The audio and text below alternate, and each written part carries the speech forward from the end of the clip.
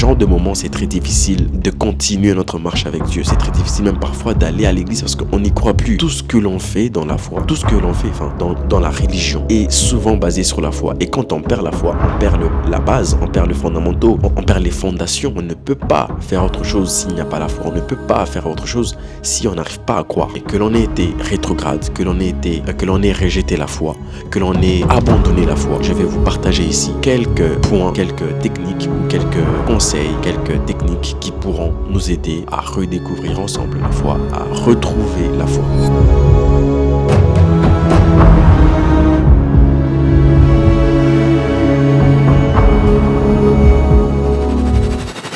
Bienvenue sur cette chaîne, ça fait vraiment plaisir de vous revoir. C'est vrai que ces derniers temps, je ne poste pas assez souvent, mais aujourd'hui, on se retrouve pour une nouvelle vidéo et ça fait vraiment plaisir. Et en plus, nous sommes... Je me suis perdu. Ok, nous sommes sans... Ok, je vais être un peu plus sérieux, ok?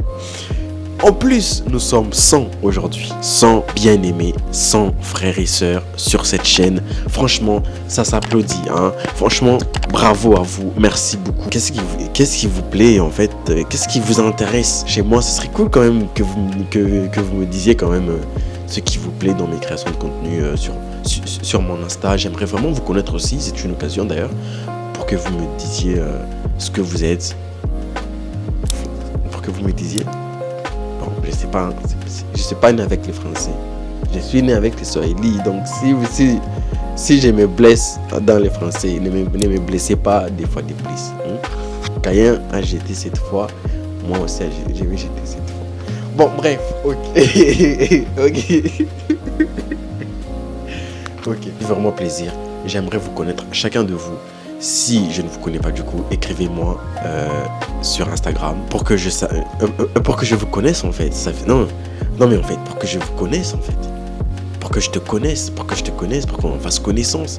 Peut-être que tu es quelqu'un, tu vois. Bref, j'aimerais te connaître. Si tu es nouveau sur cette chaîne, ici on parle de la foi en Christ et des choses de Dieu tout simplement. J'ai voulu parler de quoi aujourd'hui? Aujourd'hui, j'ai voulu parler de la foi.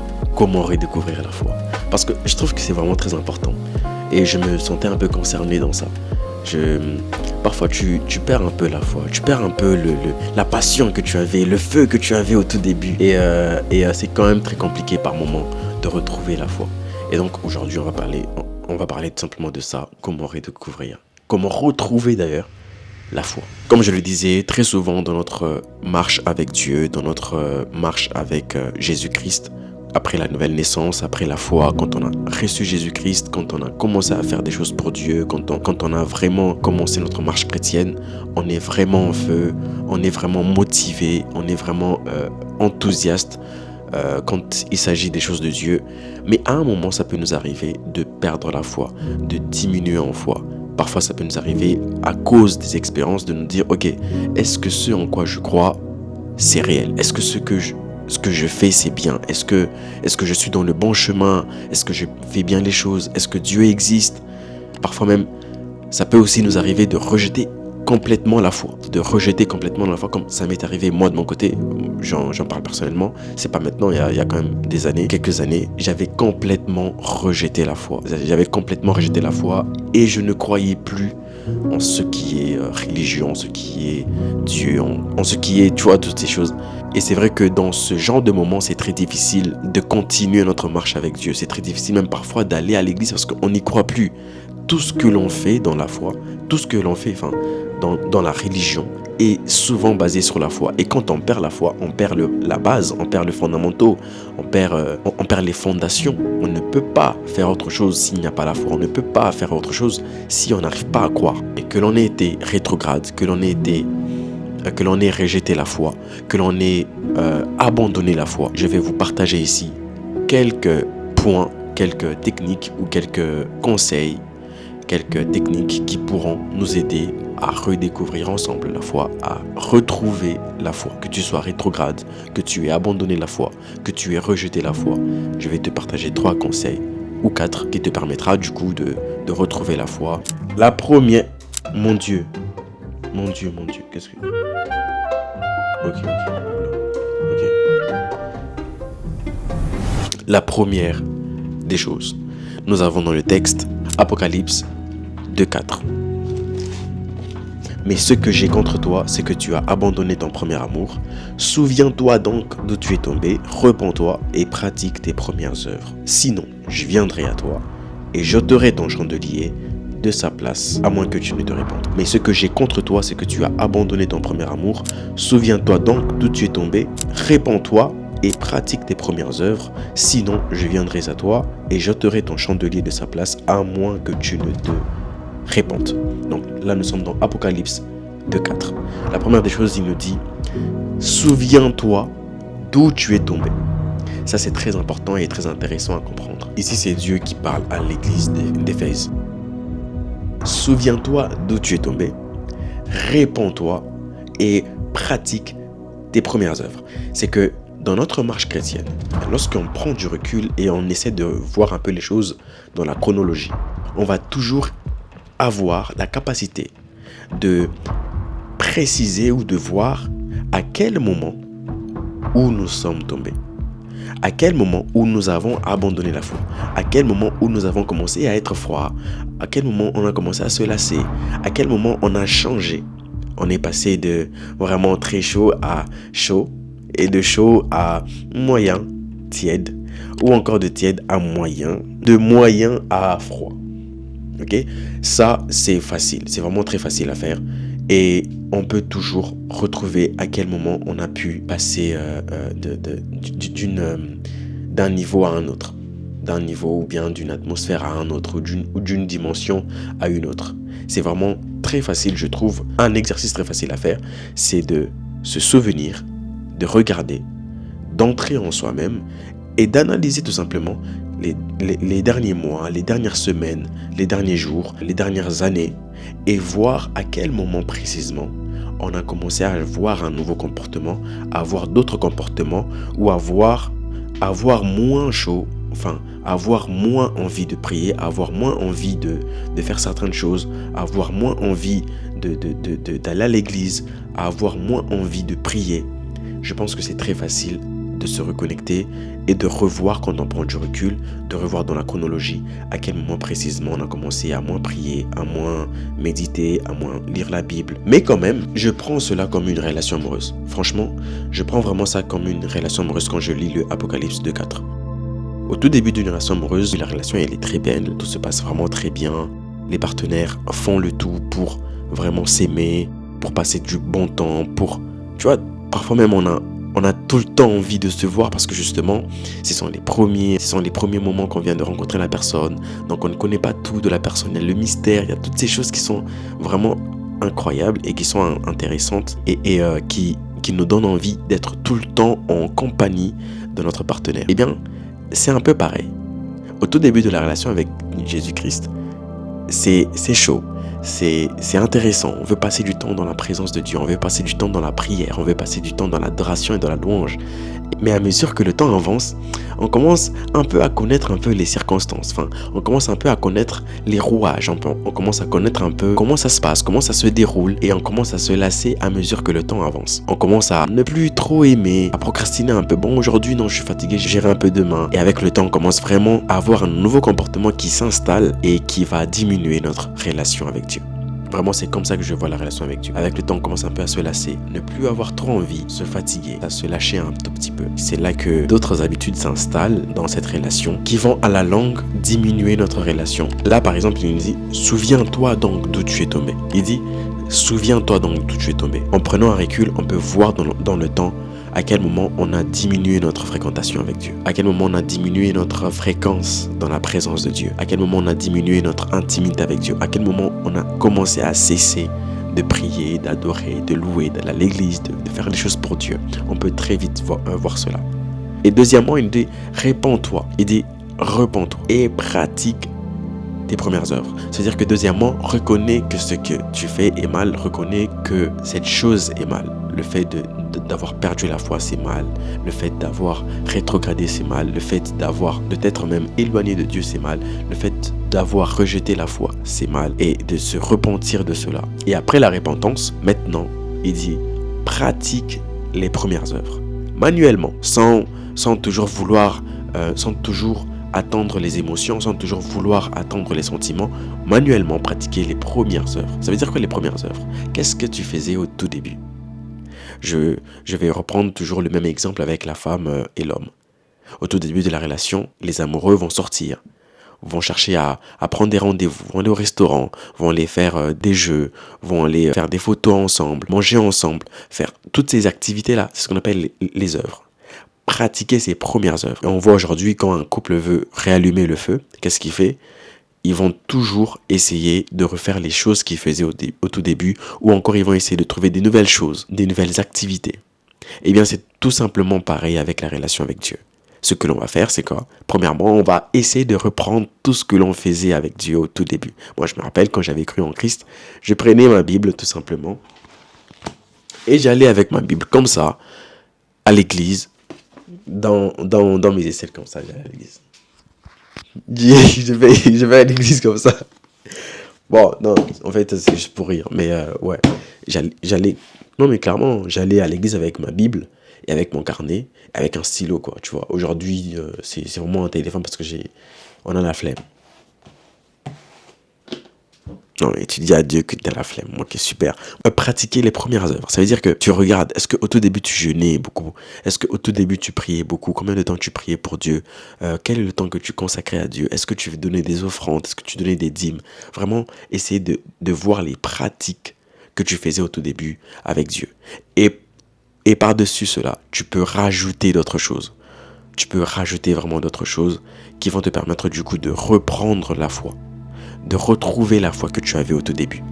Ça, c'est vraiment très, très, très important. Deuxième point, les jeûnes et les prières. C'est vrai que ce que je vais dire est un peu similaire au premier point, mais essaye de me comprendre.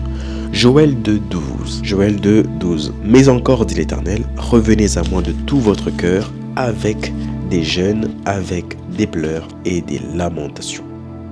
Donc ici, deuxièmement, c'est quoi? C'est les jeûnes et les prières. Pourquoi les jeûnes et les prières? Moi, c'est vraiment ce qui m'aide le plus, ce qui m'avait beaucoup aidé quand je redécouvrais la foi, quand je retrouvais la foi que j'avais perdue en Christ, c'était les jeûnes et les prières. Tu ne peux pas retrouver la foi, tu ne peux pas retrouver ta foi, tu ne peux pas redécouvrir ta foi quand tu ne passes pas plus de temps dans la présence de Dieu, quand tu ne passes pas plus de temps dans les jeûnes et dans les prières. Il dit, revenez à moi de tout votre cœur. Déjà, premièrement, c'est aussi important de mettre un peu de lumière quand il dit de tout votre cœur. Quand on dit de tout votre cœur, c'est que il y a quand même une intention de vouloir occuper une importance capitale dans le cœur de quelqu'un, dans l'espace émotionnel d'un homme, dans l'espace émotionnel d'un humain. C'est-à-dire que Dieu dit, je veux occuper plus d'espace dans ton cœur. Pour ce point, je dirais que ce qui occupe ton attention occupera l'espace de ton cœur. Tout ce qui occupera ton attention occupera l'espace de ton cœur. Tout ce qui occupera ton attention, tout ce qui attirera ton attention occupera l'espace de ton cœur. Tu ne peux pas vouloir aimer Dieu si tu ne lui donnes pas de l'attention. Et il dit, revenez à moi de tout votre cœur. Maintenant là il dit comment faire cela. Il dit avec des jeûnes, avec des prières, avec des jeûnes, avec des pleurs et des lamentations. Moi personnellement ça m'a beaucoup aidé, le fait de jeûner, le fait de pleurer. Et pour moi le jeûne ce n'est pas seulement un moment où on va dans la présence de Dieu pour lui donner ou pour lui montrer, pour lui présenter nos problèmes, mais c'est aussi un moment que l'on peut prendre. Quoique le jeûne résout beaucoup de problèmes, quoique le jeûne est utilisé pour beaucoup de choses, mais je pense que le jeûne peut aussi être utilisé pour tout simplement être dans la présence de Dieu, pour tout simplement être dans l'intimité avec Dieu, pour tout simplement passer plus de temps avec Dieu. Et moi, ça m'a beaucoup aidé quand j'étais en train de redécouvrir et de retrouver la foi que j'avais perdue en Christ. C'était passer plus de temps dans la présence de Dieu, sans même demander quoi que ce soit. Tout simplement demander à Dieu de retrouver la foi. Seigneur, aide-moi. J'ai perdu la foi. Le doute est entré dans mon cœur. Je veux que tu m'aides à retrouver ma foi. Le doute est entré dans mon cœur. Je veux que tu m'aides à retrouver dans la foi. À retrouver ma foi. Le troisième point, c'est redevenir un enfant. Luc 18:16. Luc, hein? Luc, tu as trouvé Luc? Luc 18, 16. Et Jésus les appela et dit, laissez venir à moi les petits enfants et ne les en empêchez pas, car le royaume de Dieu est pour ceux qui leur ressemblent. Dans ce verset, on voit Jésus dire que le royaume de Dieu appartient à ceux qui ressemblent aux enfants. Mais pourquoi les enfants? Pour moi, les enfants sont les personnes qui croient facilement. Les enfants, que tu lui dises demain je t'apporterai un avion, il croira. Les enfants sont faciles en fait. Les enfants sont simples et ils croient facilement en Dieu. Dans ce verset, on voit Jésus dire que le royaume de Dieu appartient à ceux qui ressemblent aux enfants. Et pour moi, les enfants, quand on voit les enfants, comment est-ce qu'ils se comportent? On voit que les enfants sont très souvent croient facilement. Ils n'ont pas beaucoup de doutes. Ils croient facilement aux paroles de leur père. Ils croient facilement aux paroles de leur mère, sans aucun doute. Et Jésus est en train de dire, le royaume de Dieu appartient à ceux qui sont comme des enfants. Parce qu'il est très important de croire comme un enfant. Un enfant n'a pas de limites mentales, sinon celle qui s'est imposée à lui-même. Un enfant croit facilement. Un enfant a des grands rêves. Un enfant a des grandes ambitions. Quand on est enfant, rappelle-toi, on avait des grandes ambitions, mais quand on commence à grandir, on commence à se rendre compte que la vie n'est pas si simple. Et que la vie n'est pas si facile, et que dans la vie, c'est pas si facile d'accomplir ses rêves. Mais en fait, c'est juste la peur qui commence à rentrer en jeu. C'est juste peut-être tout ce que l'on voit dans le monde qui commence à nous faire peur et qui commence à nous dissuader de parcourir et de continuer à accomplir nos rêves. Parce que la réalité, c'est que certains ont accompli leurs rêves. Quelle est la différence? La différence, c'est qu'il y en a qui ont décidé d'abandonner leurs rêves, tandis qu'il y en a d'autres qui ont continué tout simplement. Et l'enfant croit facilement, il imagine facilement, il conçoit facilement. Et c'est ce que je vais aussi te demander, c'est de croire facilement. C'est de croire sans demander de tout comprendre. Parce que notre logique essaiera toujours de comprendre ce que Dieu dit. Mais à chaque fois, la logique ne comprend pas ce que le spirituel dit. Si Dieu dit que je suis guéri, alors je crois que je suis guéri. Si Dieu dit que je suis riche, alors je crois que je suis riche. Mon intellect n'a pas à comprendre ce que tu es en train de dire. Ma foi a juste à accueillir la parole de Dieu. Donc ce que je vais te demander, c'est crois comme un enfant. Redeviens un enfant. Quand tu veux redécouvrir la foi. Le dernier point, c'est les connaissances. Quand les connaissances deviennent une pierre d'achoppement pour nous, quand les connaissances deviennent un poids pour nous pour croire en Dieu, quand les connaissances deviennent un obstacle pour nous pour croire en Dieu, là ça devient compliqué. Quand les connaissances deviennent un mur pour nous pour croire en Dieu, quand ça devient une épreuve pour nous, quand ça commence à nous éloigner de la foi, ça commence à devenir très compliqué pour nous. Là c'est pas une bonne chose. Là c'est vraiment pas une bonne chose. Et c'est ça que Dieu est en train de me dire, que oui, c'est bien les connaissances, mais sache que je suis aussi dans les simplicités. Sache que je suis aussi dans la simplicité. Sache que je suis aussi dans la simplicité. Sache que je suis aussi dans la simplicité, dans la présence de Dieu, tout simplement. On peut vouloir acquérir des bonnes connaissances. On peut vouloir acquérir des grandes choses en termes de connaissances, de révélations et de mystères. Pour moi, je pense que j'étais en train de le chercher. À ce moment-là, à cette époque-là, je le cherchais je me disais que puisque je n'ai pas trouvé simplement, je vais le trouver dans les connaissances. Et j'ai commencé à lire, j'ai commencé à faire confiance en ma logique. Et c'est bien de connaître, c'est bien d'avoir des connaissances. Mais il faut avoir la foi pour organiser ces connaissances. Et parfois, quand tu perds la foi, tu vas te reposer sur tes connaissances. Et quand tu te reposes sur tes connaissances, là, Dieu va te dire, ça ne marche pas avec moi. C'est là le problème. C'est ça vraiment le problème. Je ne sais pas si j'ai bien exprimé les choses parce que c'est un peu compliqué aussi. Mais bon, vraiment, c'est ça le mauvais côté des connaissances. C'est quand on se penche sur ses connaissances. C'est quand on se livre à ses connaissances. Quand on livre toute notre force, toute notre foi sur les connaissances. On se repose que sur les connaissances et on dit Dieu n'existe pas en dehors de ses connaissances. Je ne sais pas comment bien expliquer les choses, mais parfois on va se reposer sur nos connaissances et suivre nos connaissances.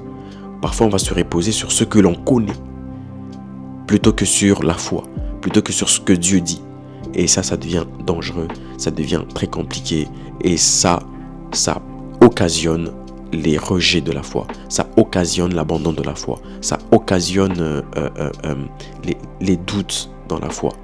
Vraiment, ce sont les choses, moi, qui m'ont poussé à perdre la foi à l'époque. Pas maintenant, c'était à longtemps. Plus de 3 ans, je pense. Et donc, ce sont ces choses-là, je vais faire un petit récap pour résumer. Premier point, souviens-toi d'où tu es tombé, repens-toi et surtout pratique les premières œuvres. Quand on remonte dans le temps, on peut voir à quel moment on a pu abandonner la foi, à quel moment on a commencé à délaisser la foi, à quel moment on a commencé à chuter. Et deuxièmement, se repentir, demander pardon à Dieu. Et ensuite, pratiquer les premières œuvres, les œuvres que l'on pratiquait avant de commencer à avoir cette chute, avant de commencer à baisser, avant de commencer à perdre la foi. Deuxième point, les jeûnes et les prières. C'est ce que j'ai dit, hein. Les jeûnes et les prières. Oui, c'est bien de parler de ses problèmes à Dieu, c'est bien de présenter ses problèmes à Dieu, mais c'est aussi très bien de passer du temps que pour Dieu, de passer du temps que pour notre intimité, pour notre relation. Les problèmes, on les met de côté d'abord. Là, en fait, c'est nous deux, en fait. Qu'est-ce qui se passe là, tous les deux?